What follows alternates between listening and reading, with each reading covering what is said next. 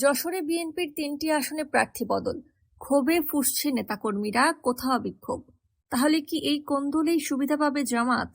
আজ জানাবো যশোরে বিএনপির ভেতরের আসল চিত্র। যশোরের ৬টি সংসদীয় আসনের মধ্যে ৩টিতেই প্রাথমিকভাবে মনোনীত প্রার্থী পরিবর্তন করেছে বিএনপি। এর মধ্যে একটি আসন ছেড়ে দেয়া হয়েছে জোটের শরিক দলকে। ফলে স্থানীয় নেতাকর্মীদের মধ্যে তৈরি হয়েছে ক্ষোভ, হতাশা এবং বিভক্তি, যা নির্বাচনে বড় প্রভাব ফেলতে পারে বলে মনে করছেন রাজনৈতিক পর্যবেক্ষকরা। সবচেয়ে বেশি আলোচনায় রয়েছে যশোর ৫, যশোর ১ ও যশোর ৬ আসন। যশোর ৫ মনিরামপুর ক্ষোভের বিস্ফোরণ। প্রথমে যশোর ৫ আসনে বিএনপির মনোনয়ন দেওয়া হয়েছিল উপজেলা বিএনপির সভাপতি শহীদ মোহাম্মদ ইকবাল হোসেনকে, কিন্তু শেষ মুহূর্তে তাকে বাদ দিয়ে জমিয়তে উলামায়ে ইসলামের নেতা মুফতি রশিদ বিন ওয়াক্কাসকে মনোনয়ন দেওয়া হয়।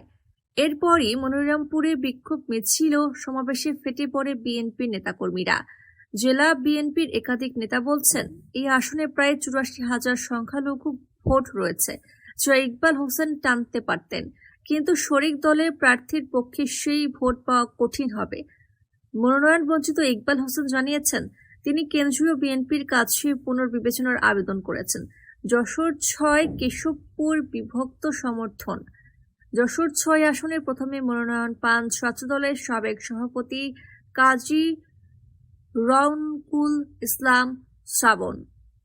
১.৫ মাস ধরে তিনি এলাকায় জোর প্রচারণাও চালান, কিন্তু হঠাৎ করেই তাকে বাদ দিয়ে চূড়ান্ত মনোনয়ন দেওয়া হয় উপজেলা বিএনপির সভাপতি আবুল হোসেন আজাদকে। এর ফলে শ্রাবণের অনুসারীদের মধ্যে দেখা দেয় হতাশা, আর আজাদপন্থী মধ্যে দেখা যায় উৎসাহ উদ্দীপনা। স্থানীয় বিএনপি নেতারা বলছেন, এই আসনে আওয়ামী লীগের প্রার্থী না থাকায় জামাতের সঙ্গে সরাসরি লড়াই হবে। সেক্ষেত্রে আওয়ামী লীগের ভোট যিনি বেশি টানতে পারবেন তিনিই জিতবেন। সেই দিক থেকে শ্রাবণের অবস্থান তুলনামূলক শক্ত ছিল বলেও মত রয়েছে। যশোর ১ শার্শা নাটকীয় পরিবর্তন। যশোর ১ আসনে প্রথমে মনোনয়ন পান বিএনপির কেন্দ্রীয় সাবেক দফতর সম্পাদক মফিকুল হাসান তৃপ্তি। মনোনয়ন পেয়েই তিনি মাঠে নামেন, কিন্তু অন্য দুই মনোনয়ন প্রত্যাশীর বিরোধিতায় পরিস্থিতি চরমে ওঠে। এমনকি কাফনের কাপড় পরে সড়ক অবরোধের ঘটনাও ঘটে।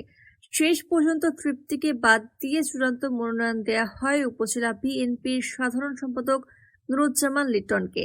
এতে একাংশের মধ্যে হতাশা থাকলেও লিটনপন্থীরা জোরে সোরে মাঠে নেমেছেন। সামগ্রিক চিত্র, বিএনপির বড় চ্যালেঞ্জ যশোরের ৬টি আসনের মধ্যে শুধু যশোর ৩ সদর আসনেই বিএনপিতে কোনো বিরোধ নেই। বাকি আসনগুলোতে রয়েছে মনোনয়ন বঞ্চিত নেতা, স্বতন্ত্র প্রার্থী এবং অন্তদ্বন্দ্ব। জেলা বিএনপি নেতারা বলছেন, অনেকে ক্ষোভের বশে মনোনয়নপত্র নিয়েছেন, তবে শেষ পর্যন্ত তারা দলীয় সিদ্ধান্ত মেনে নেবেন এই আশা দলের। কিন্তু রাজনৈতিক বিশ্লেষকদের মতে এই কোন্দল ও বিশৃঙ্খলা শুধু মাঠ পর্যায়ে থাকে, তাহলে জামাত ইসলামের প্রার্থীদের জন্য জয় সহজ হয়ে যেতে পারে। যশোরে বিএনপির সামনে এখন সবচেয়ে বড় চ্যালেঞ্জ ভাঙা দলকে ঐক্যবদ্ধ করা, নইলে মনোনয়ন নিয়ে এই দ্বন্দ্বই নির্বাচনে বড় ফ্যাক্টর হয়ে উঠতে পারে।